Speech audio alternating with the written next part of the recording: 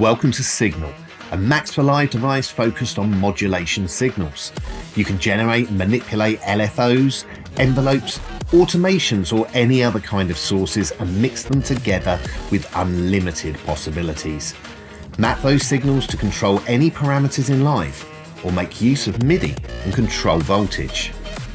The node-based system gives you the freedom to basically build your own Max for Live devices without having to learn Max at all. You don't need a full Max license or any knowledge about it. Signal takes care of all of that in the background and brings you additional functionality never seen before in a Max for Live device. For example, this is the first Max for Live control device that includes an option to compensate for Live's delay when it comes to controlling parameters. No other control device has the ability to actually be in sync with your song. There's always been a small delay. Together with a lot of other functionalities, such as bypassing map parameters, lossless transform functions, and envelopes with curves, there's much more. Signal is the ultimate control device and probably the only one you'll ever need.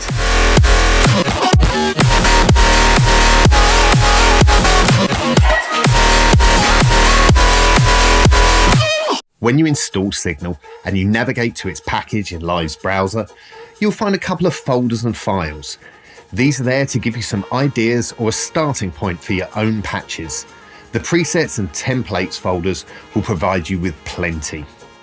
The templates included in Signal are basically individual control devices, each with their own functionalities.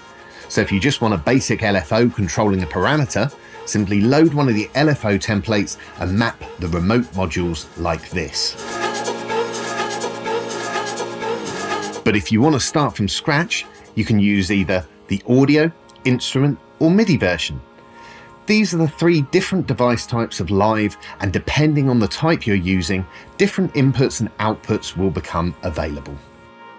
The latency devices can be used to compensate parameters in Live, so Signal can control them accurately. These are optional, however. Signal will work just as well as any other Max for Live control device if you don't use them. But if you do, make sure the delay compensation is activated in Live. The trigger generator preset can be used to generate trigger signals from MIDI notes without using any Max for Live devices at all. This is also optional, but sometimes very useful since MIDI in Max is not sample accurate. For this video, I'm going to use the audio version of Signal. In the editor window, you can immediately see its browse on the left, some clipboard buttons at the top as well as settings in the top right. We're going to go through the very basics of using Signal, which are also explained in the help window that you can open with this button right here. To get detailed information about every feature of Signal and all of its modules, take a look at the manual that you can download for free at isotonicstudios.com.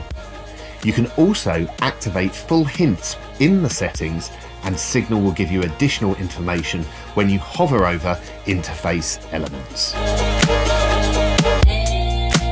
To spawn a module, simply click on its name or drag and drop it into the canvas. I'm going to use a dial and a remote module and connect them like this. Every module has its outputs on the right and inputs on the left. This means the dial, which is just sending out the value of this automatable parameter, gets sent into the remote module input. The remote can be mapped to a parameter in Live using the map button. I'm going to map it to this filter cutoff right here, so essentially I'm now controlling it with the dial in Signal instead of the actual parameter in Live. When I click on the remote input, I can see the signal it's receiving in the monitoring panel down here. Any movement will be displayed in this graph, as you can see when I move the dial manually. Now let's make some space by scrolling the canvas by holding down the Command key, or by resizing the window and quickly adding an LFO to the remote. Now, as you can see, both the LFO and the dial are being added together. I can still automate the cutoff while using an LFO signal on top of it. Instead of monitoring the remote input, I can also monitor the output of both the dial and the LFO simultaneously by holding the Shift key. And additionally, I will set its display mode to separated so I can see both signals independently from each other.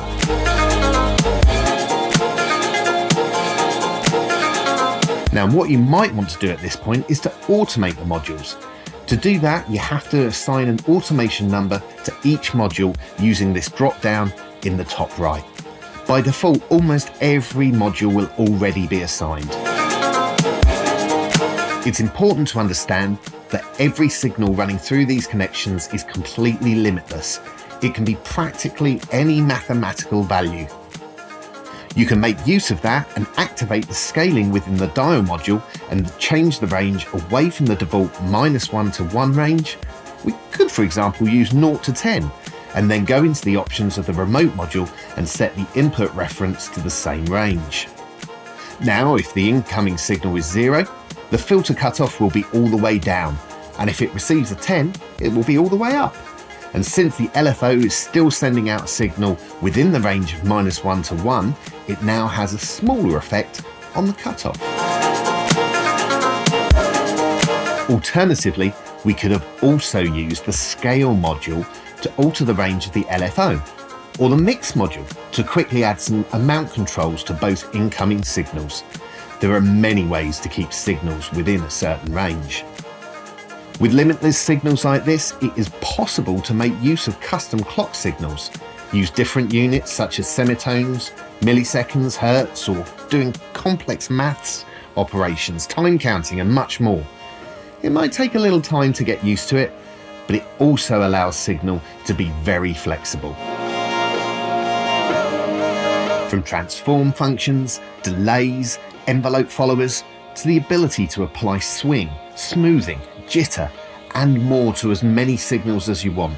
This is only the very start of all the possibilities Signal has to offer, and with more modules to come in free updates, Signal will only get better over time.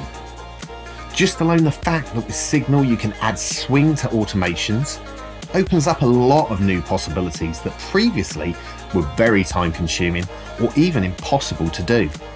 Automations, automating other automations, modifying MIDI signals, controlling hardware synthesizers, routing control signals between multiple instances of Signal for complete madness.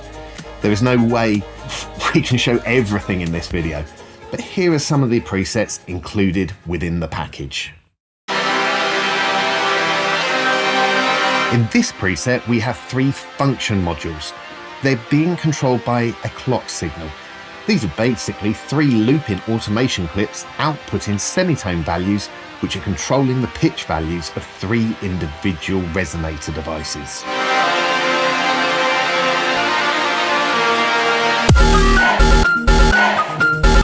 Here, Signal is controlling the state parameter of a looper device that is completely unlinked from Live's transport. The function module causes it to constantly record the audio and play it back using one of the 16 different rhythm curves. More curves can be added in the options if you'd like to add more yourself.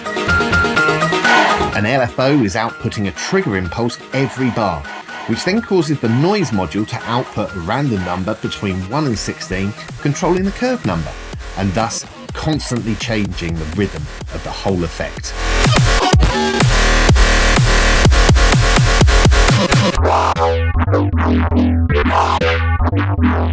This is a simple operator rack with some effects. Signal is using the incoming MIDI notes as triggers for random values, its velocity and pitch values to control various parameters for an interesting sound.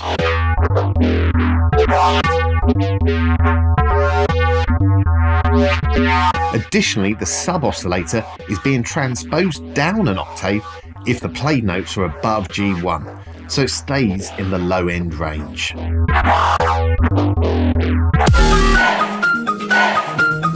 Here, Signal is being used as a complex macro system, where a single parameter controls others. But every map parameter uses an additional function module to further shape the values to make it sound better. Together with a pseudo sidechain effect affecting the actual audio signal instead of a volume parameter, the whole preset creates a rising effect that could be used in the build-up of a song, for example.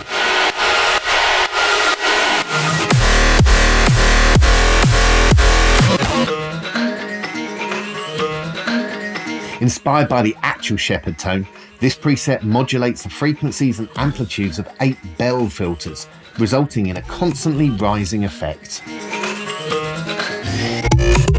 The spread module has been used to separate the frequencies, meaning that instead of a linear spread, you can also experiment with different distribution shapes. The amplitude is generated by a function module that's doing the transformation calculation on all 8 signals simultaneously, which makes it easy to manipulate the amplitude curve for all filters at the same time.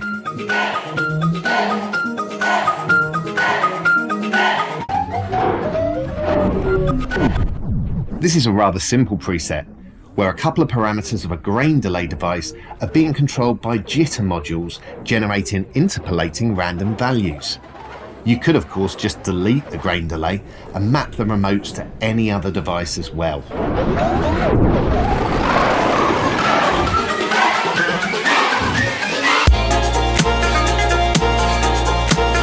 All of these examples are using the standard live devices. Obviously, you can also map automatable parameters to third-party plugins. In some cases, you can even use the modulation systems of those plugins to control parameters in live.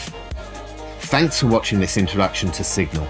If you have any questions, please let us know. We're happy to help out. Signal is a passion project. We truly want it to be as good as it possibly can be. Suggestions and feature requests are also welcome, so get involved at the Signal Users Facebook group. Signal is being updated pretty regularly, so keep an eye open on our website or our newsletter. Signal is available now at isotonicstudios.com.